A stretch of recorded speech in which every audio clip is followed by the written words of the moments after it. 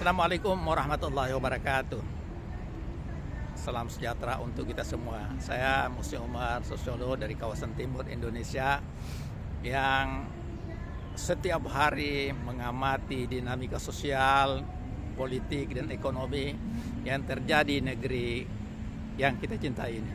Salah satu dinamika politik, dinamika sosial yang cukup menarik adalah keputusan rapat harian Syura PBNU yang memberi tenggat waktu 3 hari supaya Ketua Umum PBNU Yahya Stakuf mengundurkan diri.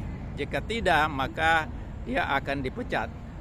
Keputusan ini mengagetkan saya sebagai sosiolog independen yang berada di luar organisasi atau juga tidak punya kaitan apa-apa, karena sejatinya dalam suatu organisasi yang berhak memberhentikan atau tidak memilih lagi Ketua Umum PBNU yang dipilih secara demokratis dalam muktamar adalah peserta muktamar itu sendiri. Tidak lazim Syura yang bertugas untuk mengawasi, untuk membina, untuk memberi panduan kepada pengurus PBNU, tanfiziyah, itu memecatnya gitu. Karena sekali lagi Syura ini kan dipilih oleh ahlul halli wal aqdi dalam muktamar, tapi tidak dipilih langsung oleh seluruh peserta muktamar. Justru yang dipilih langsung oleh peserta muktamar adalah Ketua Umum PBNU. Jadi kedudukan sosial itu, kedudukan organisasi itu jauh lebih kuat Ketua Umum PBNU, hingga tidak bisa diberhentikan, tidak bisa dipecat hanya karena dia mengundang seorang cendekiawan dari Amerika yang pro Israel. Nah, alasan itu kemudian dijadikan untuk memberhentikan Ketua Umum PBNU. Sejatinya sekali lagi yang bisa memberhentikan adalah muktamar PBNU yang tidak lama lagi akan diadakan. Nah, di tempat itulah peserta muktamar kemudian tidak lagi memilihnya atau memberhentikan yang bersangkutan. Itulah organisasi yang normal. Tapi saya mencium sudah ada permainan di sini karena pernyataan Sekjen PBNU Gus Ipul bahwa sekarang ini kendali organisasi ada di Syura.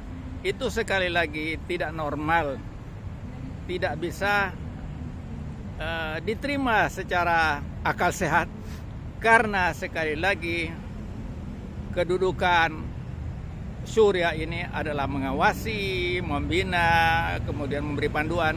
Tidak ada satu kata pun mempunyai kewenangan untuk memberhentikan, untuk memakzulkan, untuk menyuruh mundur. Dan saya kira ini akan menjadi tragedi yang tidak baik di PBNU jika hal ini dilakukan. Lakukanlah musyawarah untuk mencari titik temu.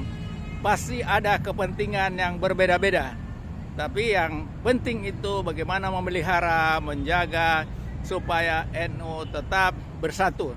Jangan sampai perpecahan di elitnya itu kemudian merembet ke bawah-bawah, dan yang korban adalah NU itu sendiri. NU adalah organisasi besar yang harus kita selamatkan. Kita yang di luar sebagai cendekiawan, sebagai ilmuwan, peneliti, akademisi berhak untuk memberi saran, memberi nasihat dalam tanda kutip untuk kebaikan NU sendiri.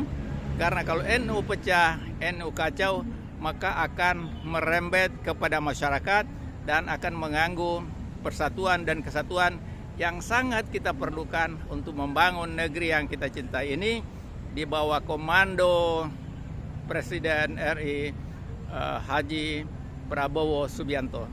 Saya Musni Umar, sosiolog dari kawasan timur Indonesia, dari lingkungan GBK menyampaikan harapan dan doa semoga PBNU tetap bersatu, tetap kompak untuk berpartisipasi membangun rakyat, membangun bangsa dan negara yang kita cintai. Terima kasih. Wassalamualaikum warahmatullahi wabarakatuh.